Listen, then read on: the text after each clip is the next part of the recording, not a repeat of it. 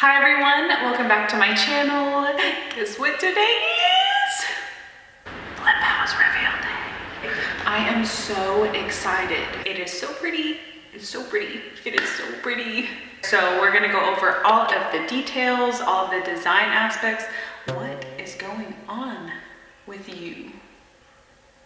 So let's get started. We'll pick up from where we left off. If you have not seen my last video, go look at my last video because it is the very beginning of the flip house project, and you could look at the very end and just see a pretty house, but go back to the beginning and see the ugly house first because it matters. It matters. The transformation is not as cool if you did not see the ugly house first. Anyways, I'll stop rambling now. Let's get into the video.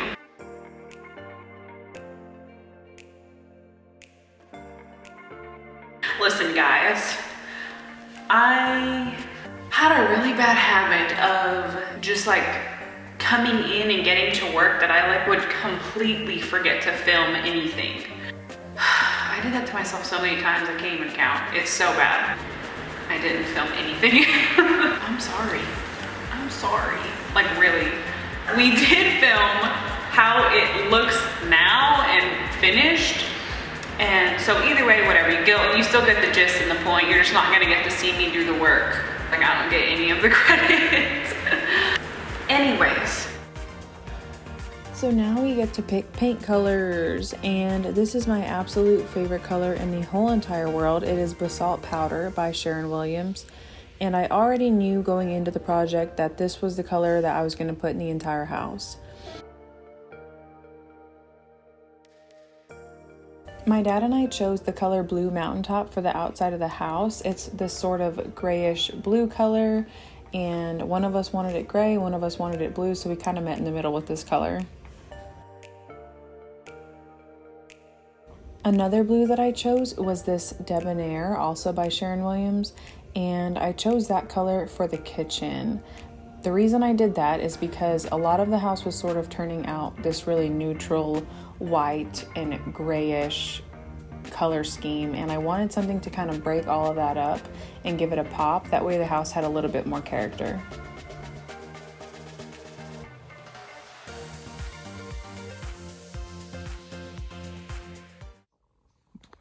All right, everybody's quarantining right now. They're urging everybody to stay inside so that we don't spread the coronavirus. So all the retail stores have closed. So today I'm at the house painting. That counts as quarantine, right? That should be fun. So yes, we hit a pandemic right in the middle of all this, and it kind of worked out for me because I had some coworkers who were willing to come and help me paint this house, so I didn't have to paint everything all by myself, and I'm so thankful for their help because I literally could not have done that without them.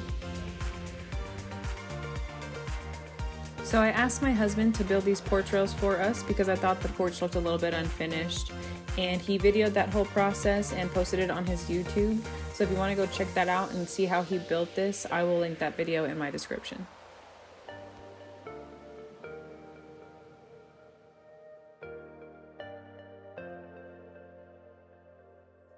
So now we're at Home Depot and we're choosing tile today, and this is the tile that's going to go in the kitchen and the bathroom. I did have video of me installing this tile and I have no idea what I did with it, so sorry about that, guys.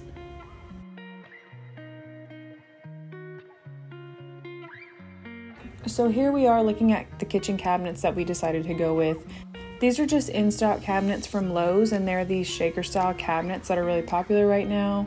And it was a toss-up between these white ones or some gray ones that they had, and ultimately we decided to go with the white, and I think that that was the best option.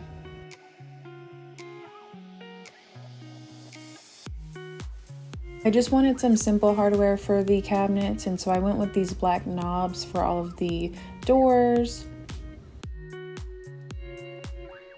And then I went with these long handles for the drawers.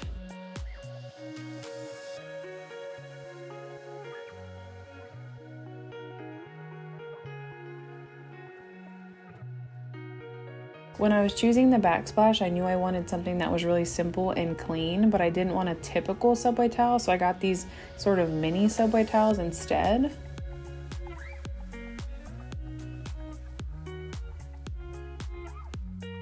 This was my first time installing a backsplash. I've done a ton of floor tile before, but never any type of wall tile or anything.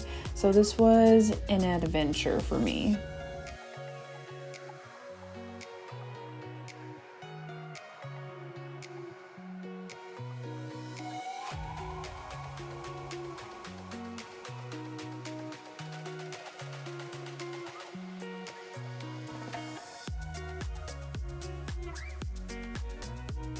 It took me 6 hours to do the kitchen. Oh, just that little space right there. 6 hours. We decided to go with the butcher block countertop, and my dad is cutting out the hole for the sink right there. And the reason we chose butcher block was because it was really cost effective. And I thought that it would add a whole lot to the design of the house, and it was another one of those things that could really give the house character and sort of differentiate it from other houses. I have to say now I'm a little bit overly obsessed with butcher block countertops.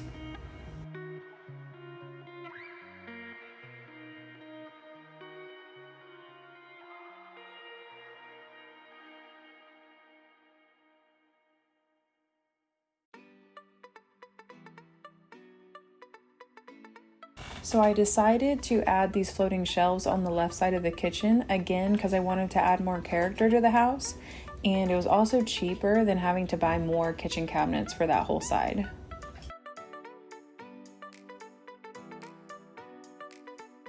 So originally we had hired somebody to do the floors for us, and that contractor kind of fell through, and so we ended up just renting this buffer machine and putting a sanding grit on the bottom of it and doing a buff and recoat. And that's just an easy way to kind of refreshen your hardwood floors if they're in good condition.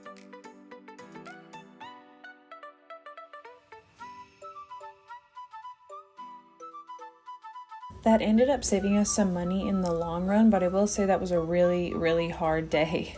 And thankfully that was the last thing we had to do before we could actually list the house for sale.